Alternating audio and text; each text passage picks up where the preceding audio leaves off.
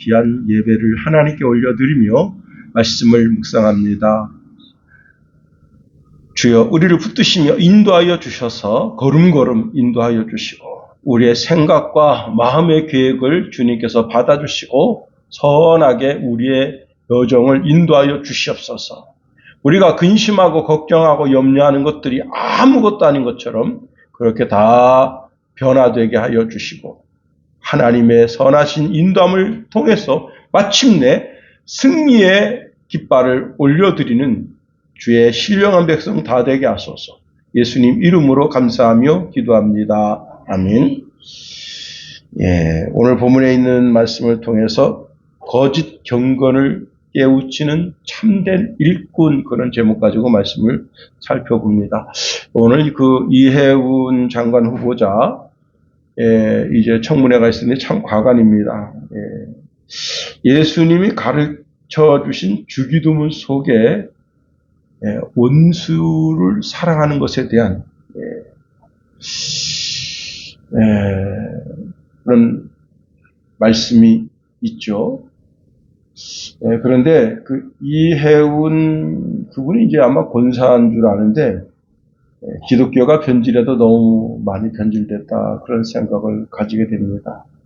그 아들이 연세대 이렇게 부정 입학한 것, 이런 것도, 그 다음에 아들 이름으로 아파트를 사니 어쩌니, 이런 것이 문제가 아니라 신앙의 본질적인 문제라는 겁니다. KBS 보도에 의하면요, 이분이 자기의 반대쪽에 있는 민주당 사람 또는 이제 국민의힘 사람까지도 이런 사람 낙선하게 해달라고, 이제 여러분 무슨 이제 국회의원 후보로 나가게 되면은 그 여론 지지 이런 거를 이제 조사하잖아요. 거기에서 그런 사람을 떨어지게 해달라고 기도하는데, 기도하는 게 문제가 아니라 그 기도팀이 있다는 겁니다. 그 기도팀이 있어가지고 이들이 이제 그 명단을 돌리고 하는 것이 이제 발각이 됐습니다. 저는 그 기도팀의 팀장, 팀장이 권사든지 또 아니면 또 전도사든지 누구든지 간에 나는 그런 그 명단을 놓고 기도했다고 하는 것 자체가 이게 정말 큰일이다 하는 겁니다. 언젠가도 말씀드렸지만은 우리 대한민국에 있는 수많은 사람들이 기독교가 있으나마나한 종교라고 여기고 기독교가 없어져야 된다고 생각하는 사람들이 72%인가 그래요. 이해운 같은 이런 개쓰레기 때문에 그런 겁니다. 마치 이것은 무엇과 같은가 하면요, 옛날에 그 조선시대 보면 누구 죽기 위해서 이렇게 여러분 아바타 인형 놓고 목을 찌르고 눈깔 찌르고 이런 똑같은 거예요. 그럼 예수님이 원수를 저주하라 했냐? 예수님은 원수를 사랑하는 법을 세우셨습니다. 마태복음 5장 39절에 악한 자를 대적하지 말라. 누구든지 내 오른편 뺨을 치거든 왼편도 돌려대라 말씀하셨습니다. 보복하지 말라는 거예요. 비폭력 저항을 하라는 겁니다. 그렇습니다. 물론 이게 폭력 앞에 비굴하게 굴라는 그런 말이 아니라 보복하게 되면은 계속 보복의 악순환이 일어나거든요. 그래서 내 생애에 그 보복의 악순환의 대를 끊어내라는 주님의 말씀입니다. 더 나아가 원수까지 사랑의 대상으로 삼으라 말씀하십니다. 이웃을 사랑하고 원수를 미워하라고 배웠으나 나는 너희에게 다시 말한다. 너희 원수를 사랑하며 너희를 박해하는 자를 위하여 기도하라 말씀하십니다. 이렇게 원수까지 사랑하는 사랑을 통해서 하늘에 계신 하나님의 아들로, 딸로 그렇게 이제 인정받는다는 겁니다. 그 다음에 악을 선으로 이기라고 말씀하십니다. 즉 적극적인 선을 행하라는 겁니다. 누가복음 6장 24절에 보니까 너희를 저주하는 자를 위하여 축복하고 너희를 모욕하는 자를 위하여 기도하라. 예, 원수가 배고파합니다. 그러면 먹이고 목말라 하며 마시게 하고, 예, 이렇게 하는 것이 원수의 머리 위에 숯불을 쌓아 놓는 것과 같아서 그가 자신의 악함을 깨닫고 부끄러움을 느끼게 하는 가장 강력한 승리의 방법이라고 말씀하십니다. 뿐만 아니라 끝까지 용서해 주라는 거예요. 끝까지. 예. 마태복음 18장에 보면요, 70번뿐 아니라 70번씩 7번까지 용서해 줄 것을 명령하고 계십니다. 즉, 용서의 횟수를 제한하지 말라는 겁니다. 그러시면서 1만 달란트 빚진 자에 대한 말씀을 주고 계십니다. 그렇습니다. 여러분, 우리가 내 삶 속에는 한 사람도 원수 맺는 사람이 없어야 됩니다. 우리는 하나님께로부터 사랑의 법을 명령받고 있다고 하는 사실입니다. 예, 원수까지 사랑하라고 하신 그 말씀을 우리 심령 깊이 새기면서 누구든지 주의 사랑으로 사랑할 줄 아는 그런 믿음의 사람이 되어야 하는 겁니다. 자, 오늘 본문에 가보면요, 예, 세상에 깨닫지 못하게 되면 금전적인 손해를 보게 되죠. 시간의 손해를 보게 되고요. 마음의 감정을 크게 다치게도 됩니다. 그런데 신앙도 그와 같습니다. 우리가 지금까지 이제 율법주의, 금육주의를 쭉 살펴보았는데 그 무엇보다도 금육주의의 함정을 알아야 하고 창조주 하나님의 선하심을 알아야 하고 그리고 원수까지 사랑하라는 참된 뜻을 알아야 하는 겁니다. 이것은 단순히 머리로 아는 지혜가 아니라 존재의 근원을 꿰뚫어 보고 그리고 알고 그에 합당한 반응으로 그 모든 것을 꿰뚫어 볼 수 있는 영적인 통찰력이 필요하다 하는 겁니다. 시편 49편 20절에 보니까 존귀하나 깨닫지 못하는 사람은 멸망하는 짐승 같다 했습니다. 신앙의 적은요, 외부에 있지 않습니다. 교회 안에 있다는 거예요. 그래서 바울은 디모데에게 세상의 핍박이나 이단 종교를 경계하라고 말씀하고 있는 게 아닙니다. 오히려 교회 안에 경건해 보이는 얼굴을 한 그런 가짜 복음주의자들을 경계하라고 하는 겁니다. 이미 교회 안에 은근히 스며들어서 금욕주의 또는 율법주의를 뿌리를 내리고 있어서 그것이 성도들로 하여금 성도들의 신앙을 현혹하는 겁니다. 아, 이게 뭔가 있는 것처럼 보이는 거거든요. 그리고 교회 안에서 결혼 그 자체를 악한 것으로 규정하고 결혼을 금하는 신앙이 잘하고 있다면 더더욱이 이제 자기가 이제 뭐 좀 이런 성격상 뭐 이렇게 자매들 앞에서 얼굴이 빨개지고 그래서 그런 성격상 자매들을 못 만나고 그래서 결혼이 늦춰지는 그런 경우가 있을 수는 있어요. 그런데 이게 그런 것이 아니라 어떤 교리적으로 자기 심령 가운데 그것이 확립되어져서 여전히 교회 안에 있으면서 결혼을 부정적으로 어떤 음식에 관해서 부정적으로 이것은 먹으면 되고 이것은 먹으면 안 된다. 그런 식으로 자기 심령 가운데 어떤 규칙을 가지고 있다고 한다면 그것은 오늘 우리가 하나님의 말씀을 다시 한번 받아야 되는 겁니다. 4절에 보니까 이렇게 말씀하고 있습니다. 하나님께서 지으신 모든 것이 선함에 감사함으로 받으면 보일 것이 없나니 하나님의 말씀과 기도로 거룩하여 짐이라 말씀하고 있습니다. 그렇습니다. 여러분, 교회 안에서 율법주의 또 금육주의 이런 것을 인해서 우리가 거룩해지고 하나님께 가까이 다가설 수 있는 것이 아닙니다. 오히려 이런 자들은 믿음에서 떠난 자들이에요. 그래서 그들을 어떻게 해요? 깨우쳐 알게 하라는 겁니다. 오늘 본문에 이렇게 말씀하고 있네요. 내가 이것으로 형제를 깨우치면 말씀하고 있습니다. 그렇습니다. 오늘 본문에 있는 말씀을 통해서 세 가지로 살펴보겠습니다. 첫 번째는요, 금욕주의와 율법주의의 오류를 깨우치게 하라는 겁니다. 이렇게 말씀하고 있네요. 6절 상반절에 내가 이것으로 형제를 깨우치면, 여기 깨우친다고 하는 단어는요, 아주 부드러운 권면, 부드러운 제안을 말씀하고 있습니다. 예, 이는 단순하게 지식을 주입하거나 명령하는 단어가 아닙니다.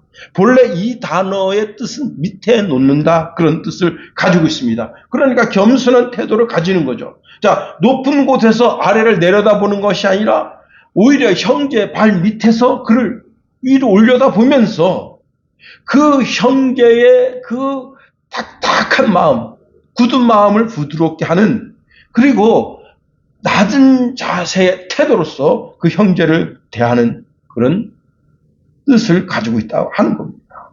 더 나아가 일시적인 훈계가 아니라 성도가 잊지 않도록 계속 곁에서 끊임없이 조언하고 권면하는 신실함을 드러내는 단어라는 사실입니다. 여러분, 누가 이제 교회 안에 어떤 율법주의를 가지고 있습니다. 또 이렇게 잘못된 금욕주의를 가지고 있습니다. 그때 그거 죄야, 이렇게 딱 하면요, 사람이 마음이 딱 웅크러집니다. 저거 봐라, 나한테 지적질이네, 이렇게 되면 싸움이 되는 거예요. 그런데 그렇게 하지 말라는 거예요. 오히려 자, 하나님이 지으신 이 창조물을 보세요. 이 창조물이 얼마나 아름답고 얼마나 선합니까? 그래서 하나님께서 이 창조물을 보시고 좋았다라고 말씀하셨잖아요. 하고 그 잘못된 신앙을 깨우치는 그런 신앙으로 접근하라 하는 겁니다. 그러면 무엇을 깨우치라고 말씀하고 있습니까? 6절에 이렇게 말씀하고 있는데요. 내가 이것으로 형제를 깨우치면, 이것이 뭡니까? 창조 신앙을 회복시키라는 겁니다. 그러니까 창세기 1장으로 가보는 겁니다. 창세기 1장에 보면 하나님께서 창조물을 만드신 후에 보시기에 좋았더라, 그렇게 말씀하고 있습니다. 즉 하나님이 만드신 모든 것은 악한 것이 없다는 겁니다. 그것을 깨달아 알게 해야 한다는 겁니다. 성도들이 금욕주의의 공포에서 벗어나도록 해야 한다는 겁니다. 음식물에 대한 잘못된 정보를 가지고 있다면 그 오류를 교정시켜줘야 한다고 하는 겁니다. 결혼에 대한 잘못된 지식을 가지고 있다면 그것을 수정해줘야 하는 겁니다. 자, 하나님께서 에덴 동산에 아담이 혼자 독차하는 것을 보시고 하와를 지어서 가정을 만들었다는 겁니다. 가정. 예, 그렇습니다. 우리는 창세기 1장으로 돌아가 봐야 되는 겁니다. 창세기 1장, 온 우주 만물을 창조하신 창조주 하나님, 그분의 선하신 뜻을 우리가 알아야 되는 겁니다. 성도는 아주 쉽게 창조주 하나님에 대하여 잘못 알고 두려워하는 대상으로, 이것이 점점 이제 공포의 대상으로 인식하게 된다면 얼마나 곤란합니까? 그런데 그런 모든 잘못된 것을 수정해주고 그 천지 만물을 창조하신 창조주가 사실은 나의 아빠 아버지가 되시는 하나님입니다. 예, 이게 얼마나 참 감사한 일이에요. 더 나아가 우리가 거룩해지는 것은 그 무엇으로부터 자신을 격리하기 때문에 거룩해지고, 그 어떤 것을 거부함으로 거룩해지는 것이 아니라 무엇으로 거룩해진다고요? 말씀과 기도로 거룩해진다는 거예요. 심지어 내 삶에 원수가 있는데 이 원수를 포용하고, 비록 나에게 해를 끼쳤더라도 저 인간도 하나님이 만드신 선한 피조물이라고 그런 의식을 가지고 그 사람에게 다가서야 된다는 겁니다. 여기서 아주 주의할 점이 있는데요, 신앙은 타협이 아니라는 사실입니다. 자, 또한 이렇게 금욕주의, 율법주의에 빠진 형제를 또 포기해서도 안 된다는 겁니다. 우리 주변에 금욕주의, 율법주의, 또 그런 성향을 가진 자를 보고, 아유, 저 사람 나름대로 신앙생활이겠지. 응? 저것도 경건의 모습이 있으니까 뭐 괜찮겠지. 이런 식으로 그냥 얼버무려 주면 안 된다. 사도 바울은 그런 사람이야말로 반드시 깨우쳐야 할 대상이라고 말씀하고 있습니다. 그렇습니다. 그러면 왜 그들에게 그 잘못된 신앙을 깨우쳐줘야 됩니까? 그들이 추구하는 율법주의나 또는 금욕주의 이런 것은 경건해 보이기는 하지만 그들이 삶 속에서 더 절제하고 더 금지하고 더 엄격하고 더 규칙적으로 그래서 그런 모든 모습들이 참 경건해 보이기는 하지만 그건 복음적인 것은 아니라는 사실. 우리 주님은 우리에게 참된 자유를 주기를 원하신다는 거예요. 요한복음 3장 36절에 그러므로 아들이 너희를 자유롭게 하면 너희가 참으로 자유로우리라 그랬습니다. 여러분 그 시장 경제 원리라는 게 있잖아요. 시장 경제 원리에 의해서 이 세상이 돌아가면 아무 문제가 생기지 않아요. 그런데 거기 정부가 개입합니다. 이거 살려줘야지 개입합니다. 그럼 어떻게 되는 줄 알아요? 희한한 일이 생깁니다. 정부가 다 먹이 살리게 되는 거예요. 망할 건 망해야 되는 거예요. 그래야 또 새로운 아이템을 가지고 새로운 창조적인 그런 사업을 이뤄 나가게 되는 거예요. 그런데 망하는 기업을 자꾸 국가에서 돈 대서 살려줍니다. 그러면요, 그 사람은 계속 어떻게 되느냐? 계속 정부에 기대게 되는 거예요. 안 되는 거예요. 여러분, 신앙도 마찬가지입니다. 신앙도요, 그냥 그 율법주의, 금욕주의에 계속 기대어 있으면서 거기에 계속 뭔가를 기웃기웃대는 걸 그냥 놔두면요, 결국은 완전히 망가져요. 히브리서 기자는 히브리서 12장 1절에 이런 말씀 주고 있습니다. 이러므로 우리에게 구름같이 둘러싼 허다한 증인들이 있으니 이 모든 무거운 것과 얽매이기 쉬운 죄를 벗어버리고 그랬습니다. 예, 우리 신앙에 아주 무거운 것들, 얽매이는 것들 이런 것을 그리스도 예수 안에서 다 끊어버려야죠.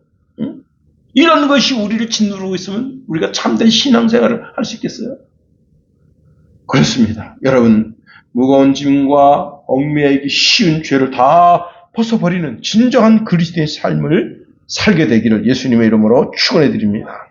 두 번째는요. 자, 오늘 본문의 말씀에 금욕주의, 율법주의를 벗을 때에 진정한 그리스도의 일꾼이 된다 말씀하고 있습니다. 오늘 본문 중간절에 이렇게 말씀하고 있습니다. 그리스도 예수의 선한 일꾼이 되어 선한 일꾼은 누굽니까? 선한 일꾼은 여호와 하나님, 즉 창조주 하나님을 아빠, 아버지라고 부르는 사람들이다는 거예요. 자, 창조주 하나님을 아빠, 아버지라 부른다고 하는 것이 뭐예요? 내가 섬기는 그 하나님이 창조주 자신이시다라는 사실을 인정하는 신앙이라는 겁니다. 그런데 그 창조주 하나님을 인정하는 신앙을 가지고 있는 선한 일꾼입니다. 선한 일꾼. 여러분이 한시라도, 한 타임이라도 악한 일꾼으로 쓰임받지 않게 되기를 예수님의 이름으로 축원해 드립니다. 여러분, 여기서 선하다라고 하는 것은요, 본래의 아름다움을 회복하는 자라는 뜻입니다.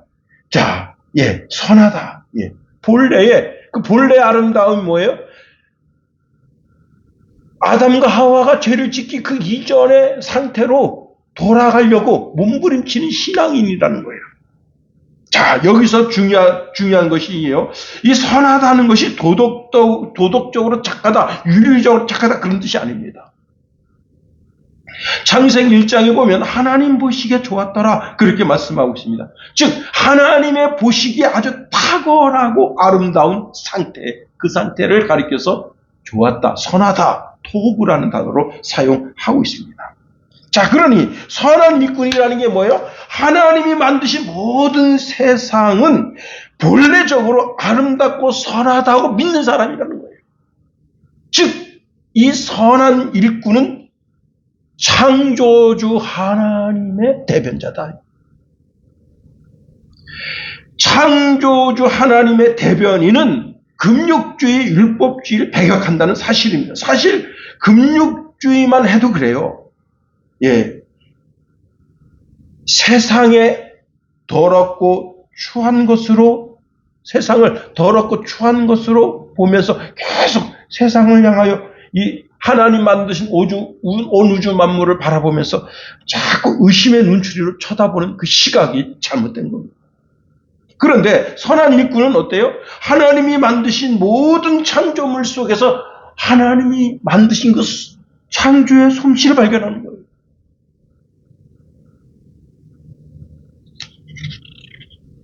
여러분, 지금은 이제 제가 시골집을 갈 때 배우령 터널을 지나가는데 옛날에는 배우령 고개를 넘어가는 겁니다. 그러면 어떤 일이 있는 줄 알아요? 야, 진짜 참 아름다워라 주님의 세계는, 이 찬송이 안 나올 수가 없어. 어떤 일이 벌어지는가 하면요, 배우령 정상에 가면 구름이 저 밑에 있어요. 쫙 펼쳐져 있는 거야, 구름이. 그리고 햇빛이 와 그냥 막 장렬해. 구름이 저 발바닥 밑에 있는 거예요. 그 저 발바닥 밑에 뭐예요? 지금 막 집중호우가 생기는 거야. 막 춘천시에 막 집중호우가. 와, 아니 어째서 이런 일이 있지? 그런데 여러분, 이 하나님 믿지 않는 사람들은 거기 이제 그 차가 저 밑에 구름이 있고 차가 이제 산 정상에서 햇빛을 쫙 보면 순간적으로 차가 확 더워져요. 그러면 아우 더워, 짜증나네, 이런다고. 그 예수 믿는 사람과 예수 믿지 않는 사람이 확실히 틀려요. 저는 이야, 버스 기사가 일부러 천천히 갑니다. 네. 참, 세상 세파의 춘천시, 그 버스를 탄 사람들이 춘천시 사람들 뿐만 아니라 서울에서, 인천에서, 여러분 인천 그 어떤 데입니까? 야, 인천 짬바다. 거기서 참 그 생존 경쟁에서 그렇게 버티다가 이제 지금 설날이나 또 이제 추석 돼서 또 이제 여름에 휴가를 맞아서 집에 가는데, 응? 정말 그 버스에서 얼마나 그 고통스럽게 시달리면서 왔단 말이에요. 그런데 거기서 그 광경을 쫙 보면서 그 마음에 응어리진 모든 얽매인 것들이 싹 풀어지는 거예요. 참 아름다워라 주님의 세계는. 그렇게 찬송이 나오는데 그 가운데 햇빛이 장렬하니까 순간적으로 그 안이 그냥 찜통이 됩니다. 그럼 막 다시 땀이 막 나요. 그럼 사람들이 어떡하지? 막 짜증을 내는 거야. 그때는 에어컨이라는 게 없어. 예, 그렇습니다. 여러분, 하나님이 창조하신 세상이 선하다는 것을 인정하는 선한 일꾼. 그렇습니다. 여러분, 여기 우리가 일꾼이라는 단어를 주의해서 봐야 됩니다. 일꾼이라고 하는 것은 주인의 뜻을 행동으로 옮기는 사람이라는 뜻입니다. 그럼 나의 주인이 누구예요? 여호와 하나님이시죠. 특별히 이 단어가 집사라는 또는 청직이라는 단어인데, 식탁에서 시중 드는 하인을 가리켜 이야기합니다. 집사, 청지기의 모든 행동의 기준점은 자신에게 있지 않고 그 행동의 기준점이 주인에게 있다는 사실입니다. 청지기는 주인의 판단을 따릅니다. 그러니까 누구의 판단? 여호와 하나님의 판단을 따름이라는 거예요. 근데 여호와 하나님이 뭐라고 판단하신 거예요?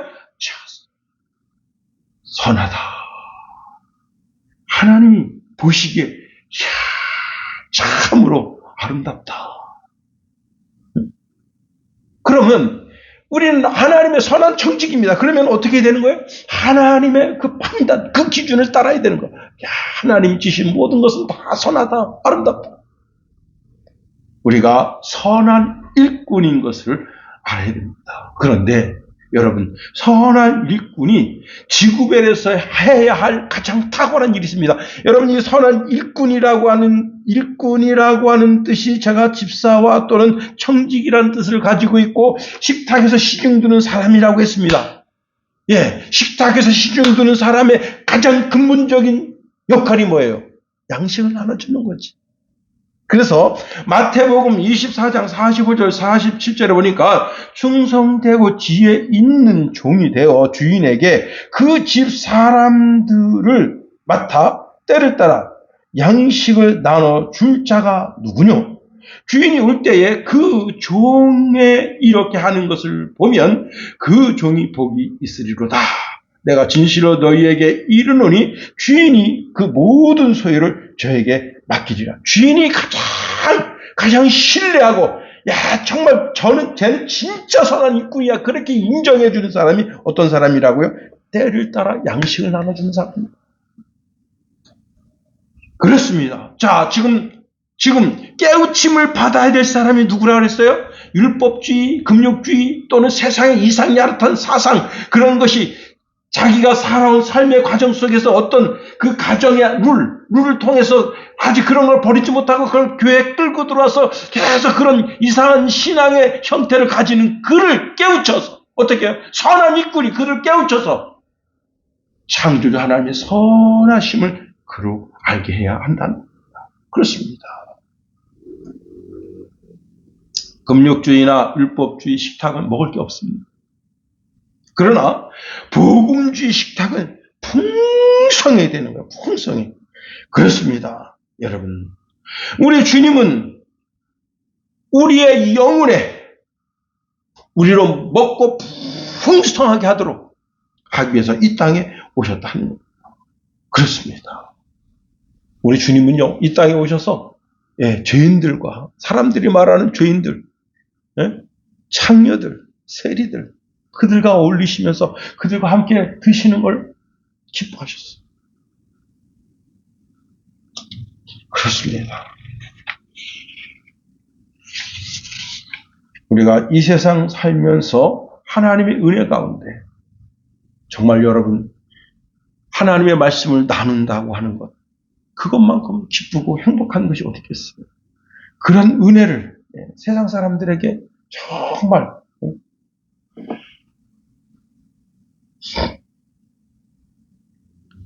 더 나아가,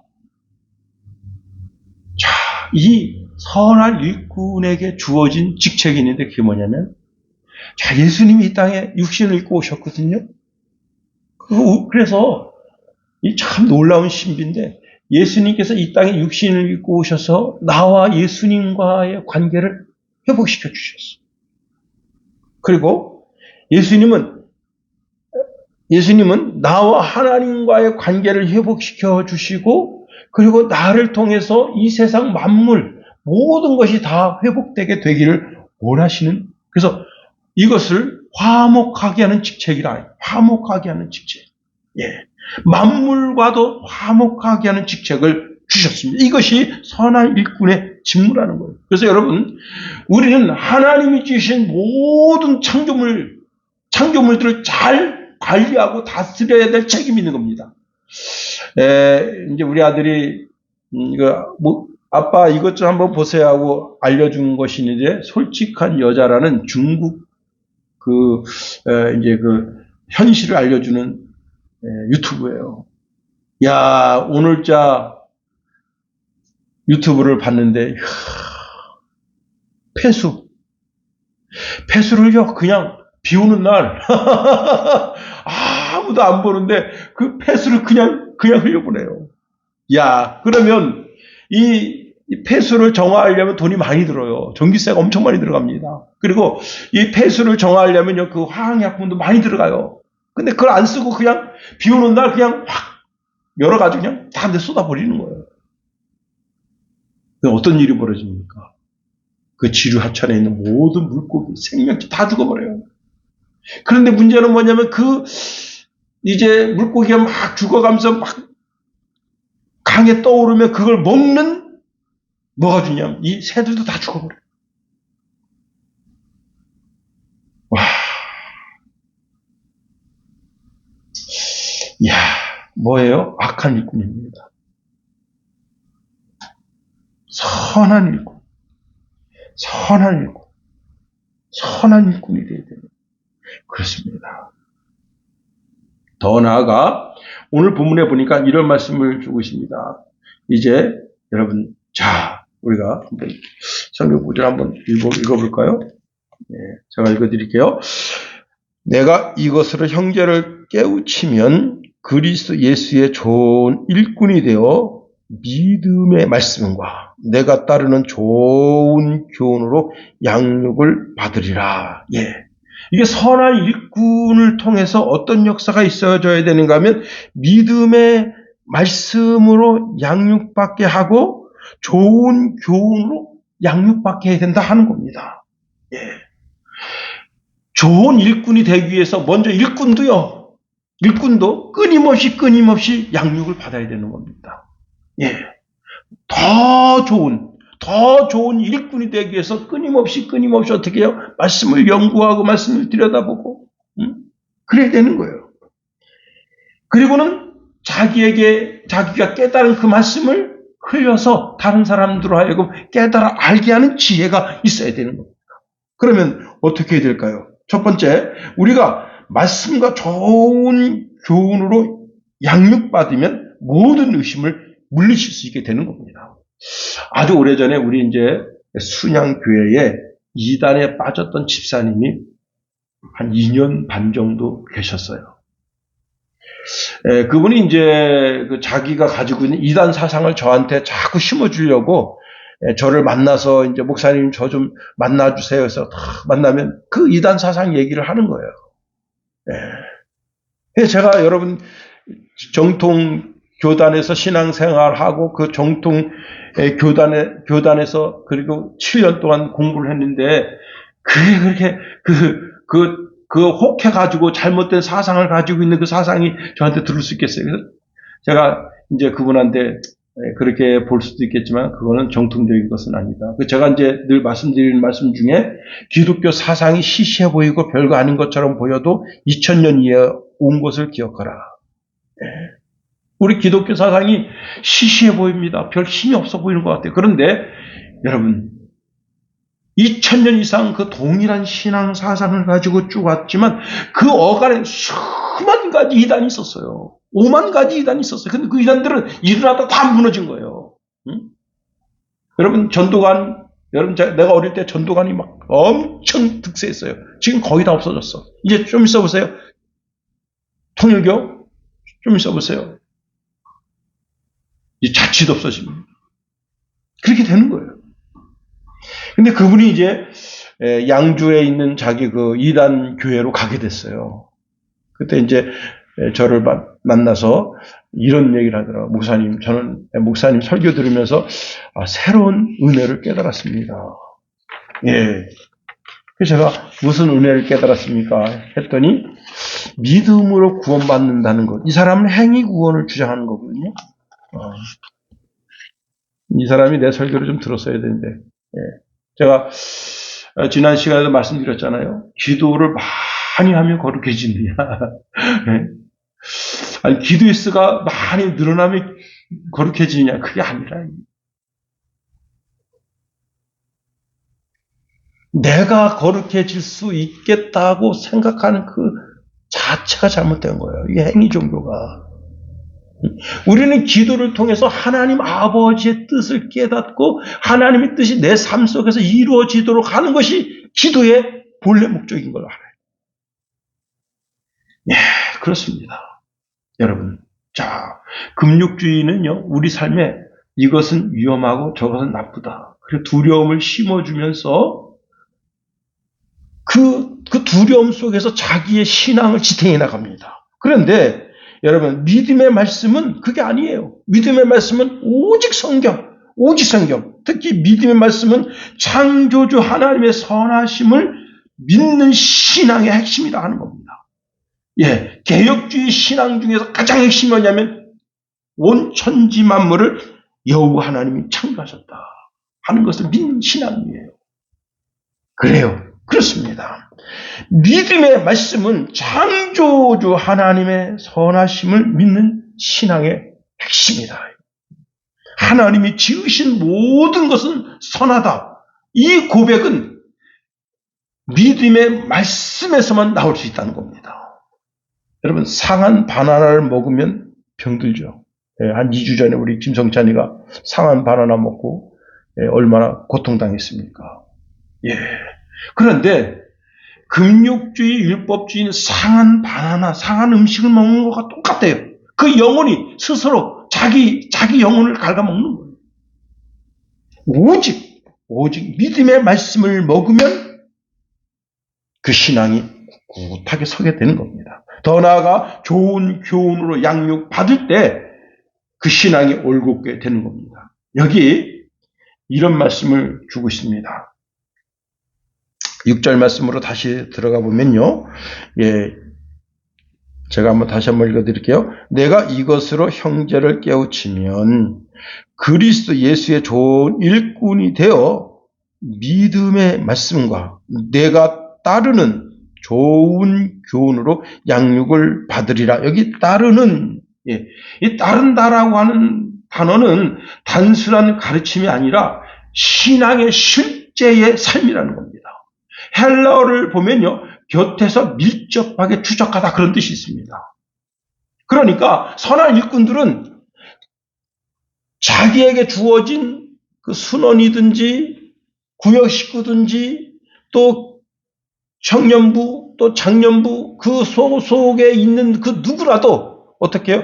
그 사람 가까이 가서 그 사람이 다시는 그런 율법주의 그런 이제 세속주의 이런 것에 빠지지 않도록 그 사람 옆에서 늘 그 사람 영혼을 챙겨줘야 된다. 제가 옛날에 이제 선배 목사님 교회를 갔었어요. 선배 목사님 교회 가서 이제 그렇게 이제 있는데 그날이 이제 금요일이었어요. 근데 그 어떤 그 구역이 이제 교회에서 구역 예배를 드리는데 이 집사님이 구역 예배 시간대 이제 구역 예배를 드리지 않고 지금 어디로 가고 있는 거예요. 그러면서 목사님 제가 시간이 안 돼서 이 목사님이 이렇게 얘기했습니다. 그 집사님한테 김 집사 정말 이럴 거야? 빨리 와! 그랬더니 안 되는데 30분 내로 안 오면 알기만 해. 그랬더니 그분이요 진짜 30분 안에 온 거예요. 근데 그분이 구역장이야.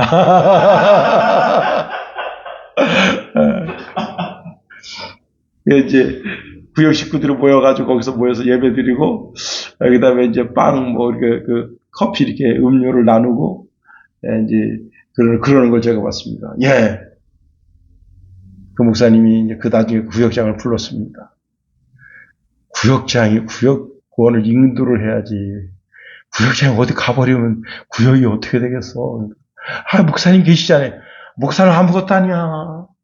구역을 책임자는 김 집사가 대장이야. 다음에는 안 빠질게요. 그 목사님이 강력하게 이야기하는데 그래도 순종하고 가다가 이천 어딘가를 가는 도중에 차를 돌려서 왔다는 겁니다.